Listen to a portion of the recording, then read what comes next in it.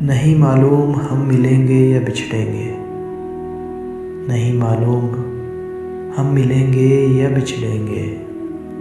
ज़िंदगी की धूप छाँव में हमारा साथ लिखा है या नहीं।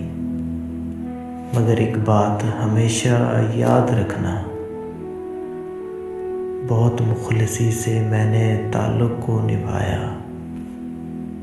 हर चीज़ पर तुमको अहमियत दी, खुद पे भी तुमको फ़ौक़ियत दी। अपनी हस्ती को मिटा डाला, तुम्हें बेपनाह चाहा।